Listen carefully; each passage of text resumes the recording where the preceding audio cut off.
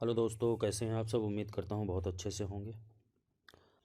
आज का जो हमारा वीडियो है वो पॉलिटिकल साइंस के अंतर्गत थिंकर्स वाले पार्ट के तहत मोस्ट इम्पोर्टेंट ऑब्जेक्टिव क्वेश्चन से संबंधित है। इससे पहले जो वीडियो बनाए थे मैंने, उसमें जो है थिंकर्स वाले डीपली जो है क्लासेस चली थी और वो पार्ट कंप्लीट कराया गया था। अगर आपने वो वीडियो नहीं देखे तो उसे देख लें। उसे देखने के बाद में अगर आप एमसीक्यू क्वेश्चन ये करते हैं तो बहुत अच्छे से समझ में आने वाले हैं। चलिए तो वीडियो को स्टार्ट करते हैं। देखिए, पहला क्वेश्चन कह रहा है कि निम्नलिखित में से किसने संपत्ति को स्वाभाविक माना है। ठीक है, संपत्ति को स्वाभाविक माना है तो वो है अरस्तु। इस वीडियो में सारे मोस्ट इंपॉर्टेंट क्वेश्चन है, इतना याद रखना, जो कि कई किताबों के मिश्रण हैं। और ऐसे ही क्वेश्चन चाहे जीआईसी लेक्चरर हो, पीजीटी या फिर नेट हो, रीट हो, एमपी वर्ग एक हो, ठीक है, सिविक्स या पॉलिटिकल साइंस, जहाँ कहीं सिलेबस में है उस ऐसे ही क्वेश्चन आते हैं। ठीक है, तो इसका सही आंसर हो गया अरस्तु ने ऐसा कहा है। दूसरा क्वेश्चन देखिए, प्लेटो के अनुसार न्याय सापेक्ष अवधारणा है या निरपेक्ष अवधारणा है, केवल व्यक्ति के लिए महत्वपूर्ण, उपरोक्त में से कोई नहीं। तो प्लेटो ने जो न्याय को माना है वो माना है निरपेक्ष अवधारणा। ये क्वेश्चन कई बार पीसीएस तक में भी पूछा जा चुका है। ठीक है, कि प्लेटो के अनुसार न्याय क्या है, तो वो है निरपेक्ष अवधारणा। और याद रखना, यही क्वेश्चन अगर अरस्तु से संबंधित पूछ ले कि अरस्तु के अनुसार न्याय क्या है, तो अरस्तु के अनुसार न्याय की जो अवधारणा है वो सापेक्ष अवधारणा है। इन दोनों में यही अंतर है, प्लेटो निरपेक्ष मानता है और अरस्तु सापेक्ष मानता है। अगला क्वेश्चन देखिए, अपने जन्म के समय से ही कुछ लोग पराधीनता के लिए नियत होते हैं, ठीक है, और कुछ लोग शासन करने के लिए, ऐसा जो है किसने कहा है। तो ये जो स्टेटमेंट है ये अरस्तु का है। अब इस स्टेटमेंट को ठीक से समझे, आप क्या कहना चाह रहा है। कह रहा है जन्म के समय ही कुछ लोग पराधीनता की नियत यानी असमान होते हैं, और असमानता का जो समर्थन किया है वो किया है अरस्तु ने, याद रखना। ठीक है, अरस्तु ने जो है असमानता का समर्थन किया है एक तरीके से, और व्यक्तिगत संपत्ति का भी समर्थन किया है।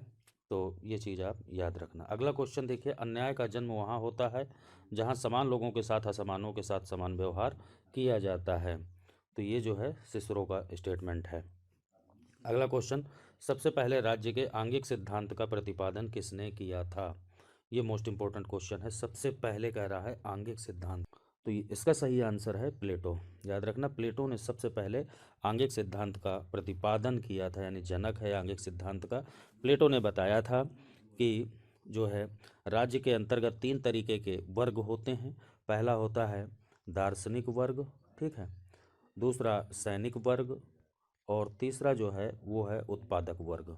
ठीक, इन तीनों में ही तीन तीन तरीके के गुण होते हैं अलग अलग तरीके से। जैसे यहाँ पे होता है क्षुधा, ठीक है, यानी तृष्णा, और सैनिक के लिए साहस, और दार्शनिक के लिए विवेक का गुण माना है। ठीक, विवेक, तृष्णा, साहस और विवेक, इस तरीके से बताया है। अगर आपने थिंकर्स वाला वीडियो नहीं देखा है, अच्छा खासा करीब 1 घंटे का लगभग वीडियो है वो, अगर आप उसे देख लेंगे तो सारे थिंकर बिल्कुल ऐसे हो जाएंगे जो बिल्कुल भी कभी आप गलत, जिससे अगर क्वेश्चन आ गया तो नहीं करने वाले। अगला क्वेश्चन देखिए, कह रहा है प्लेटो के साम्यवाद का सिद्धांत क्या है। ठीक है, प्लेटो के साम्यवाद सिद्धांत का जो अर्थ है या जो सिद्धांत दिया है वो है कुलीन तंत्रात्मक। ठीक है, कुलीन तंत्रात्मक है। संवैधानिक सरकार की अवधारणा सबसे पहले किसने दिया था। संवैधानिक सरकार के बारे में सबसे पहले जो बताया था वो बताया था अरस्तु ने। याद रखना, संवैधानिक सरकार का जनक है अरस्तु। ये मोस्ट इंपॉर्टेंट है, सारे क्वेश्चन इसमें इंपॉर्टेंट है, इसलिए वीडियो को स्किप बिल्कुल भी मत करें, लास्ट तक देखें। बहुत ही अच्छे क्वेश्चन मिलने वाले हैं, वो चाहे आप कोई सा भी एग्जाम दे रहे हो सभी के लिए। चलिए, प्लेटो की पुस्तक रिपब्लिक का उपशीर्षक क्या है। ये क्वेश्चन अक्सर आता है। प्लेटो की पुस्तक रिपब्लिक का उपशीर्षक क्या है। तो वो जो उपशीर्षक है वो है न्याय से संबंधित, यानी कंसर्निंग जस्टिस। हिंदी में हो जाएगा न्याय से संबंधित, याद रखना, ये जो है इसका उपशीर्षक है। प्लेटो की रिपब्लिक के दो शीर्षक हैं, ठीक है, जिसमें कि पहले में शासन व्यवस्था राज्य से संबंधित, और दूसरा जो है वो न्याय से संबंधित है। अगला क्वेश्चन देखिए, 79 क्वेश्चन कह रहा है कि प्लेटो का असली नाम, रियल नेम क्या था, तो वो था अरिस्टोक्लीज। नेक्स्ट क्वेश्चन है कथन और कारण से संबंधित है। राज्य व्यक्ति का पूर्वगामी है। राज्य के बाहर रहने वाला मनुष्य या तो पशु है या फिर देवता। ये जो है कथन कारण से संबंधित है, और इसमें मिलान करना है कौन सा सही है। ए और दोनों सही हैं, ए और आर दोनों गलत हैं। ठीक है, तो दोस्तों एक चीज़ बता दूं, कथन कारण से संबंधित मैं एक बहुत बड़ा फैक्ट बताने वाला हूं, जिसे आपने अगर समझ लिया तो कभी भी ऐसे क्वेश्चन गलत नहीं होंगे। ठीक, अगर थोड़ी बहुत लॉजिक पता है या फिर थोड़ी बहुत थीम पता है जो क्वेश्चन में पूछा गया है, तो कथन कारण से संबंधित क्वेश्चन बिल्कुल गलत नहीं होगा। चलिए मैं यहाँ पे क्लियर कर दे रहा हूँ। ठीक है, यहाँ पे देखिए कह रहा है कि अभी क्या है, ये कथन कारण में ये नहीं पूछा कि स्पष्टीकरण कर रहा है या नहीं कर रहा, तो यहाँ तो सिंपल सिंपल सा है। अगर मान लीजिए इसी में ये दे देता कि ए और आर दोनों सही हैं, ठीक है, और सही व्याख्या कर रहा है या फिर नहीं, इससे संबंधित क्वेश्चन आते हैं। तो यहाँ देखिए कह रहा है व्यक्ति, वो राज्य व्यक्ति का पूर्वगामी है। ठीक, यानी राज्य जो है क्या है, व्यक्ति से पहले आया है, ऐसा कहा गया है। फिर दूसरे में राज्य से बाहर रहने वाला मनुष्य या तो पशु है या तो देवता। ऐसे क्वेश्चन को हमेशा क्योंकि लगा के सेंटेंस को पढ़ें। अगर सेंटेंस कंप्लीट हो रहा है तो समझिए ए और आर दोनों सही है और सही व्याख्या कर रहा है। अगर कंप्लीट नहीं हो रहा फिर भी सही है तो बी वाला हो जाता है आंसर। मोस्टली एक चीज़ और बता दूं, एग्जाम्स में जो क्वेश्चन आते हैं 99% ए वाला ही आप लगा देना, आंसर सही हो जाता है कथन कारण से संबंधित। अब यहाँ कह रहा है राज्य व्यक्ति का पूर्वगामी है क्योंकि राज्य के बाहर रहने वाला मनुष्य या तो पशु है या तो फिर देवता, दोनों सही है। प्लेटो लोकतंत्र का विरोधी था। प्लेटो लोकतंत्र का विरोधी था। प्लेटो के गुरु सुकरात को लोकतांत्रिक शासन में उत्पीड़ित किया गया था। ठीक है, अब यहाँ क्योंकि लगा के देखते हैं। अब फिर से क्वेश्चन को रिपीट करते हैं। प्लेटो लोकतंत्र का विरोधी था क्योंकि प्लेटो के गुरु सुकरात को लोकतांत्रिक शासन में मृत्युदंड दे दिया गया था, सभी को पता है। ठीक है, तो यहाँ पे ये पूरा सेंटेंस सही बैठ रहा है, यानी कि इसका सही हो जाएगा। ए और आर दोनों सही है और एक दूसरे की सही व्याख्या भी कर रहे हैं, ये चीज़ याद रखना। ठीक है, तो इस तरीके से कथन कारण वाले क्वेश्चन को आप बहुत आसानी से समझ सकते हैं। चलिए अगला क्वेश्चन देखिए, कह रहा है प्लेटो के साम्यवाद का सिद्धांत क्या है। ठीक है, प्लेटो के साम्यवाद के से अर्थ जो है क्या है, तो वो है, यानी जो साम्यवाद का सिद्धांत दिया है प्लेटो ने, वो आर्थिक समानता की स्थापना करता है, केवल एक वर्ग विशेष पर लागू होता है, या फिर वर्गहीन समाज की स्थापना करता है, या उत्पादन के साधनों का राष्ट्रीयकरण करता है। तो दोस्तों एक चीज़ बता दूं, प्लेटो ने जो साम्यवाद का सिद्धांत दिया है, यानी कंचन और कामनी से दूर रहने के लिए कहा है किसे, ठीक है, केवल जो है वर्ग विशेष पर ये लागू होता है साम्यवाद। और एक चीज़ याद रखना, सबसे पहले जो साम्यवाद सिद्धांत का प्रतिपादन किया था वो प्लेटो ने ही प्रतिपादित किया था। निम्न में से कौन सा विचारक प्लेटो को मुक्त समाज का शत्रु मानता है। ठीक है, तो प्लेटो को मुक्त समाज का जो शत्रु मानता है वो है कार्ल पापर। याद रखना, मोस्ट इंपॉर्टेंट क्वेश्चन है ये। कार्ल पापर ने प्लेटो को मुक्त समाज का दुश्मन माना है, ये क्वेश्चन कई बार आ चुका है। अगला क्वेश्चन देखते हैं, कथन कारण से संबंधित है।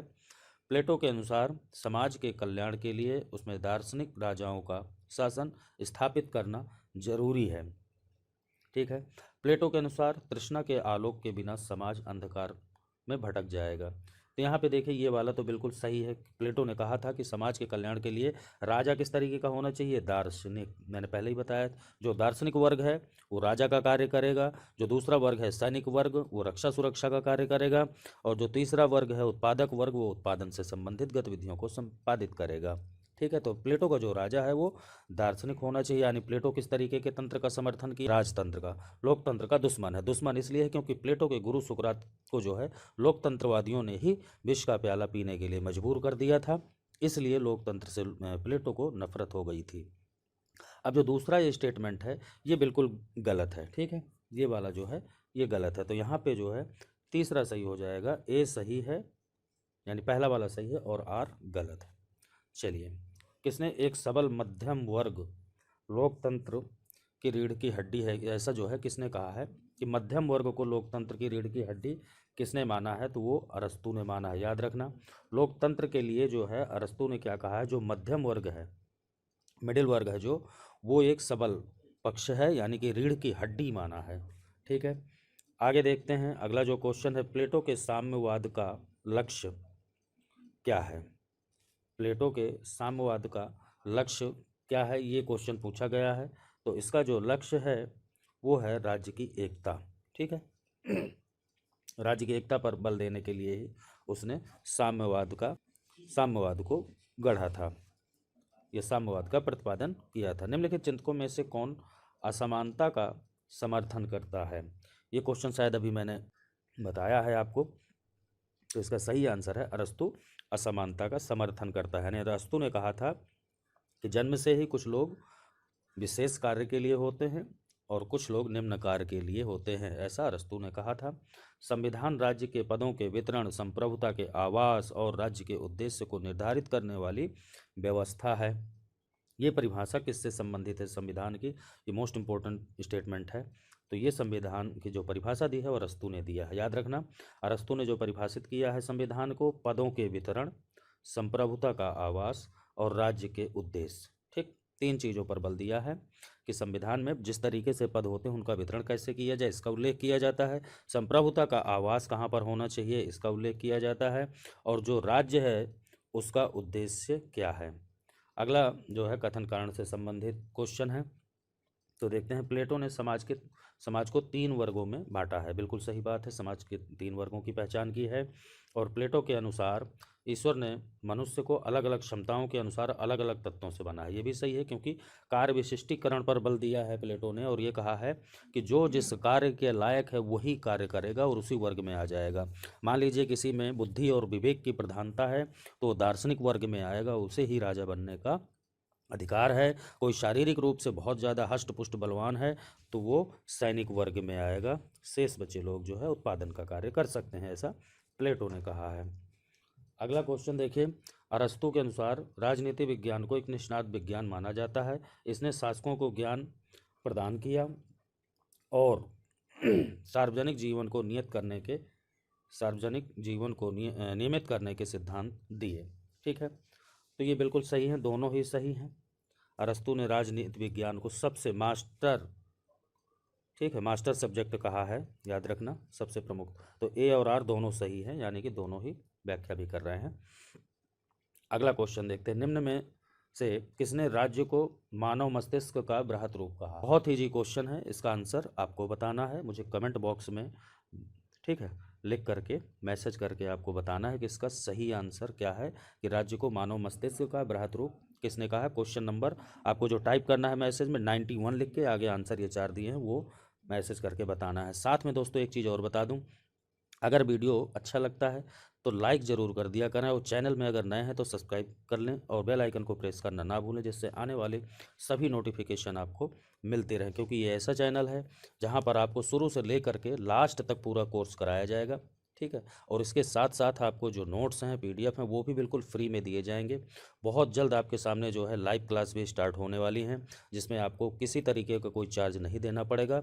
जिस तरीके से मैं ऑफलाइन पढ़ाता हूँ सेम वही माहौल आपको यूट्यूब के माध्यम से लाइव क्लास के तहत मिल जाएगा। इसलिए चैनल को सब्सक्राइब करके, और मुझे जो मैं नंबर दूंगा 9997123632 में, उसमें व्हाट्सअप मैसेज करके बता दें कि हमने आपके चैनल को सब्सक्राइब कर लिया है, और जो भी नोट्स वगैरह की क्वेरी है वो मुझे बता दें तो मैं आपको सेंड कर दूंगा। चलिए, अगला जो क्वेश्चन है, प्लेटो के अनुसार एक आदर्श राज्य की जनसंख्या कितनी होनी चाहिए? प्लेटो ने आदर्श राज्य की चर्चा की है, ठीक है। रिपब्लिक में जो है आदर्श राज्य के बारे में बताया है, इसके बारे में थोड़ा सा बता दूं। अगर आपने वो वीडियो देखा है, फिर बार बार मैं इसलिए कह रहा हूं कि बहुत इंपॉर्टेंट वीडियो है वो, उसमें सारी चीज़ें क्लियर हो जाएंगे। वाकई में जिस कैंडिडेट ने, जिस स्टूडेंट ने वो वाला वीडियो देख रखा होगा, इसमें से 80% क्वेश्चन वो सॉल्व कर देगा। अब आप अपना आकलन खुद करें कि क्या वाकई में 80% आप क्वेश्चन सॉल्व कर पा रहे हैं। अगर कर पा रहे हैं तो ठीक है, अन्यथा आपको उस वीडियो को तुरंत देखना है। मैं डिस्क्रिप्शन बॉक्स में उसका लिंक दे रहा हूँ, उसे आप वहाँ देख सकते हैं। चलिए, तो प्लेटो के अनुसार आदर्श राज्य की जनसंख्या 5040 होनी चाहिए। कितनी? 5040, 5040, ये इंपॉर्टेंट है। अरस्तु ने राज्य के विकास का वर्णन करने के लिए जिस पद्धति का प्रयोग किया उसे क्या कहा गया है? ठीक है, ये मोस्ट इंपॉर्टेंट क्वेश्चन है। देखिए, मैंने खुद जो है ये सारे क्वेश्चन पढ़ रखे हैं, और यहाँ पे खुद पहले से ही इम्पोर्टेंट निशान लगा दिया है, लिख दिया है, ताकि आप जो है, अगर मैं गलती से ना भी बता पाऊँ तो आप इस चीज़ को ध्यान रखना। जो मोस्ट इंपॉर्टेंट होगा वहाँ उस क्वेश्चन में यहाँ पर जो है इम्पोर्टेंट लिखा हुआ मिलेगा। तो ये जो पद्धति है वो है स्वदेश्य परक पद्धति। अगला क्वेश्चन है, प्लेटो ने मुख्य रूप से, ठीक, प्लेटो ने मुख्य रूप से सुकरात की आलोचना की, पाइथागोरस की आलोचना की, सोफिस्टों की आलोचना की, होमर की आलोचना की। ठीक, ये देखिए कितना बेहतरीन क्वेश्चन है। सो अब देखिए, पहले को ऑप्शन पे देखते हैं। कह रहा है प्लेटो ने मुख्य रूप से सुकरात की आलोचना की। सुकरात की आलोचना क्यों करेगा? क्योंकि सुकरात तो गुरु है, किसका? प्लेटो का। तो अपने गुरु की कोई आलोचना करता है? नहीं करता। ठीक, इसके बाद में जो है पाइथागोरस की आलोचना की? नहीं, क्योंकि पाइथागोरस से भी प्लेटो ने बहुत कुछ ग्रहण किया है। अब सोफिस्टों की आलोचना जरूर की है, ये सच। तीसरा वाला ये सही हो जाएगा। अब देखिए यहाँ कुछ सूची दी हुई हैं, उन्हें मिलान करना है। ठीक, एक तरफ सूची, दूसरी तरफ बुक्स हैं। एक चीज़ बता दूं दोस्तों, बुक्स पर मैं ज़्यादा जोर देता हूं, क्योंकि हमेशा ये मान के चलिए कोई सा भी एग्ज़ाम दे रहे हैं आप पॉलिटिकल साइंस का, तो किसी भी एग्ज़ाम से कम 6 या 7 क्वेश्चन सिर्फ किताबों से संबंधित आजकल आ रहे हैं। तो सोचिए, अगर आपने एक बुक्स वाला टॉपिक पूरा अच्छे से क्लियर कर रखा है, सारी बुक्स को पढ़ रखा है, अच्छे से रट रखा है, तो ये मान के चलिए कि 7-8 क्वेश्चन जो लगभग ज़्यादातर लोगों से गलत होते हैं, वो आपके क्वेश्चन सही हो जाएंगे। और एग्ज़ाम में एक एक क्वेश्चन की बहुत वैल्यू होती है, एक एक नंबर की। तो वहाँ पे एक एक नंबर को लीड लेने के लिए, उन सबसे ज़्यादा मार्क्स लाने के लिए ऐसे क्वेश्चन पे विशेष ध्यान देना है। इसके लिए आपको करना क्या है कि एक पतला सा रजिस्टर लेकर के जितनी बुक्स मिल रही हैं उन सब को एक तरफ लिखते जाएं। वैसे अगर आप कहेंगे तो मैं बुक्स से संबंधित एक अलग से वीडियो बना दूंगा। मेरे पास खुद के जो नोट्स हैं उनमें कम से कम मैं बता दूं 600-700 बुक्स लिखी हुई रजिस्टर में रखी हैं, और जिन्हें मैं खुद उन्हें पढ़ करके सेलेक्ट हुआ। चलिए, तो यहाँ पे देखिए मिलाते हैं। प्लेटो की जो पुस्तक है, डायरेक्ट आंसर ही बताया दे रहा हूँ, प्लेटो की जो पुस्तक है वो है रिपब्लिक, सभी को पता है। ठीक है, प्लेटो की पुस्तक रिपब्लिक यानी पहला वाला। अब अरस्तो की जो पुस्तक है वो है पॉलिटिक्स, यानी बी का चौथा। अगस्टाइन की जो पुस्तक है सिटी ऑफ गॉड, और एक्विनास की जो पुस्तक है सोमा थियोलॉजी। चलिए नेक्स्ट क्वेश्चन देखते हैं। जब तक दार्शनिक राजा नहीं बन जाते अथवा विश्व के राजाओं तथा राजकुमारों में दर्शन की भावना तथा शक्ति नहीं आ जाती, तब तक नगर राज्यों को उनकी बुराइयों से मुक्ति नहीं मिलेगी। ऐसा किसने किया, किसने कहा है? तो याद रखना, किसका राजा दार्शनिक होना चाहिए। देखिए आपको आंसर मिल गया। बस यही चीज़ है पॉलिटिकल साइंस में, हर एक स्टेटमेंट में अगर आपका थिंकर क्लियर है, थिंकर वाली थीम पूरी क्लियर है, थिंकर को डीपली पढ़ रखा है आपने, तो वहीं से आपको क्लू मिलेगा। अभी थोड़ी देर पहले भी मैंने बताया कि जो प्लेटो है वो क्या कह रहा है कि उसका राजा कैसा होना चाहिए, दार्शनिक, जिनमें विवेक और बुद्धि की प्रधानता है, वो दार्शनिक वर्ग में आएगा, और दार्शनिक को ही राजा बनने का अधिकार है। ऐसा किसने कहा है? प्लेटो ने, याद रखना। ठीक है, तो इसका सही आंसर प्लेटो हो गया। चलिए, किसने वितरणात्मक न्याय की अवधारणा का प्रतिपादन किया? मोस्ट इंपोर्टेंट क्वेश्चन है। वितरणात्मक न्याय किससे संबंधित है, या फिर उसका जनक कौन है? तो वितरणात्मक न्याय का जो जनक है वो है अरस्तु, याद रखना। मोस्ट इंपोर्टेंट क्वेश्चन है। आधुनिक युग में समकालीन विचारकों में से क्वेश्चन आ जाए कि जो है वितरणात्मक न्याय का समर्थक कौन है, तो वो है, याद रखना, रॉल्स, जॉन रॉल्स। ठीक, ये इसने भी समर्थन किया, लेकिन ये आधुनिक युग में। और जनक के प्रतिपादक की बात आ जाए तो वो है अरस्तु। अगला देखिए, प्लेटो के रिपब्लिक में प्रतिपादित न्याय के सिद्धांत के अनुसार न्याय का अर्थ क्या है? जैसा कि मैंने अभी बताया कि जो प्लेटो का सिद्धांत है, या प्लेटो की जो रिपब्लिक पुस्तक है, उसमें न्याय, इसका दूसरा शीर्षक न्याय से संबंधित है। और न्याय का जो अर्थ है उसके, वो ये है कि जो भी कार्य दिया गया है, अपने अपने कर्तव्यों का सही से अगर निर्वहन किया जाता है तो वो अपने आप में न्याय होगा, ये याद रखना। ये थीम बस इस तरीके से। अब इसे समझते हैं क्या कहना चाह रहा है। ये रियल में क्वेश्चन इस तरीके से है, कह रहा है कि प्लेटो का न्याय क्या है, किस तरीके से है। ठीक, तो प्लेटो ने, मैंने बताया कि 3 वर्ग बांटे हैं, जैसे दार्शनिक, सैनिक और उत्पादक वर्ग। ठीक है, और ये कहा कि तीनों ही वर्ग अगर अपने अपने जिम्मेदारियों को, अपने अपने कार्यों को, है ना, सही ढंग से संपादित कर रहे हैं, तो वो क्या होगा, अपने आप में न्याय। तो बस, यानी कि एक शब्द आता है इसके स्थान पर, उसे भी मैं बता दूं, अगर ये ऑप्शन में ना हो पूरा इस तरीके से, तो उसकी जगह में आ जाएगा, एक शब्द आता है कार्य विशिष्टीकरण। क्या है? कार्य विशिष्टीकरण को ही न्याय माना है। यानी अपने अपने जो स्पेशल कार्य हैं जिसे दिए गए हैं, उन्हीं का भली भांति संचालन करना ही न्याय होता है प्लेटो के अकॉर्डिंग। चलिए, प्लेटो के रिपब्लिक का अंतिम उद्देश्य क्या है? बड़ा ही अच्छा क्वेश्चन है। तो जो अंतिम उद्देश्य है रिपब्लिक का, वो है दार्शनिक सम्राट के शासन की स्थापना करना। यानी जिस तरीके से हम राम राज्य की बात करते हैं, वो प्लेटो ने आदर्श राज्य की स्थापना की बात की है। और आदर्श राज्य में जो राजा होगा वो दार्शनिक होगा। और बाद में, हालांकि बता दूं, रिपब्लिक के बाद में जो पुस्तक प्लेटो ने लिखी थी, दी लॉज, ठीक है, उसमें एक्सेप्ट किया था कि कि आदर्श राज्य की स्थापना रियल में धरती पर संभव नहीं है, स्वर्ग में हो सकती है, ऐसा स्टेटमेंट कहा था। यानी कि उसमें सुधार किया था। फिर बाद में ये क्वेश्चन भी अक्सर आता है कि प्लेटो में की पब्लिक में की गई गलती को किस में सुधार किया है, तो वो है लॉज। याद रखना, लॉज पुस्तक में। ठीक है, यानी प्लेटो ने खुद बाद में एक्सेप्ट किया है कि इस तरीके का आदर्श राज्य, ठीक है, जो है धरती पर संभव नहीं है। दोस्तों, ये वीडियो कैसा लगा अपनी प्रतिक्रिया कमेंट के रूप में ज़रूर बताना, और अगर इसी तरीके के आपको वीडियो चाहिए तो मुझे मैसेज ज़रूर करके बताना। साथ में एक लाइक ज़रूर कर देना, और वीडियो को ज़्यादा से ज़्यादा लाइक शेयर सब्सक्राइब कर दें। धन्यवाद।